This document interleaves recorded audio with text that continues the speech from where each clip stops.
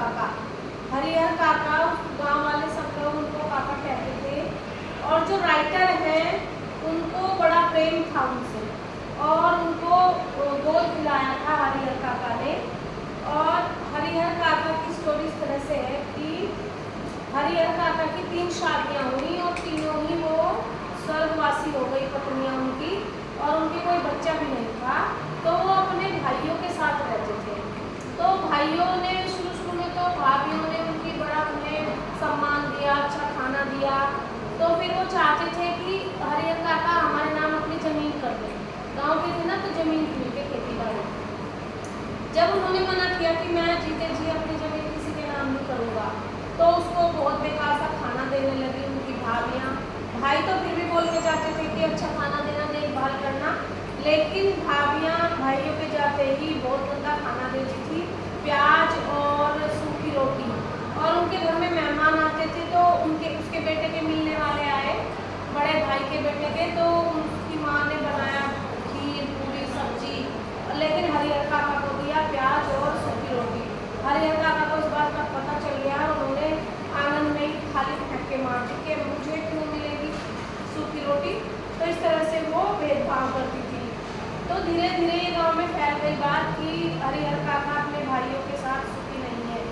तो गांव में एक वो थी ठाकुरबाड़ी, वहाँ मंदिर था एक, और उस मंदिर के जो पुजारी थे वो पीढ़ी दर पीढ़ी वहाँ होते जा रहे थे पुजारी, और उन्होंने बहुत पैसा इकट्ठा कर लिया था।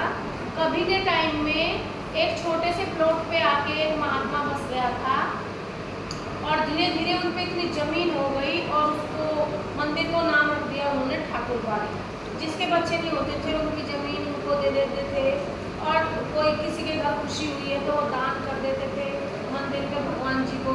तो उनके पास वो ज़मीन जायदाद हो गई और उसमें मंदिर में बहुत बड़ा गैंग बना लिया उन्होंने पुजारियों ने। तो वे आए हरिहर काका के पास और बोले कि आप हमारे पास आकर रहिए, आपके जो ये भाई भाभियाँ हैं आपको अच्छे से नहीं रख रहे हैं, तो आप ठाकुरबाड़ी में रहो। तो ठाकुरबाड़ी का वो जो महंत था पुजारी, वो उनसे भी खतरनाक, वो उसको टॉर्चर करने लगे कि हमारे नाम ज़मीन करो। तो उन्होंने मना कर दिया। तो नीचे तहखाना होता है मंदिर में, उसमें हाथ बांध के डाल दिया, हाथ पैर बांध के डाल दिया कि जब तक नाम ज़मीन नहीं करोगे ठाकुरबाड़ी के हम तुम्हें नहीं छोड़ेंगे। तो धीरे धीरे किसी तरह से उनका पता चल गया और पुलिस आ गई, और पुलिस से उन्हें छुड़वा के लेके गए। तो गांव की पंचायत में आए, फिर गांव की पंचायत ने भी फैसला किया कि आप पंचायत को दे दो ज़मीन। तो उसने हरिहर काका ने कहा मैं अपने जिंदे जी किसी को अपनी ज़मीन नहीं दूंगा।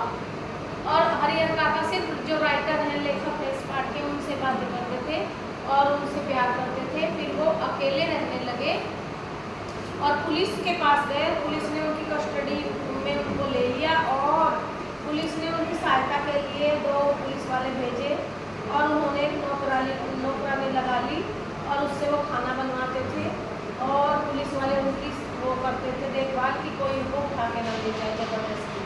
तो इस प्रकार हरिहर काका अपना जीवन जी रहे थे, लेकिन उन्होंने जीते जी किसी को अपनी ज़मीन नहीं दी। अगर जीते जी ज़मीन दे देते तो उन्हें तो टुकड़ा कोई रोटी का टुकड़ा भी ना देता। तो ये कहानी हमें बताती है कि किस तरह से समाज में सारे रिश्ते स्वार्थी होते हैं। स्वार्थ, ज़मीन के कारण सब उनको रोटी दे रहे हैं, जिस दिन जिसको ज़मीन दे देते उसी दिन उनको भिखारी बना देते, फिर कोई रोटी देने वाला भी नहीं होता। तो आपको बड़े सोच समझ के अपनी ज़िंदगी जीनी है। आजकल बच्चों को भी आप अपने जीवित रहते हुए उनके नाम ज़मीन नहीं करनी है, अपना घर बार नहीं करना है। ये कहानी यही सीख देती है कि हमें सतर्क रहना चाहिए, सचेत रहना चाहिए, कोई हमारा दुरुपयोग न करे।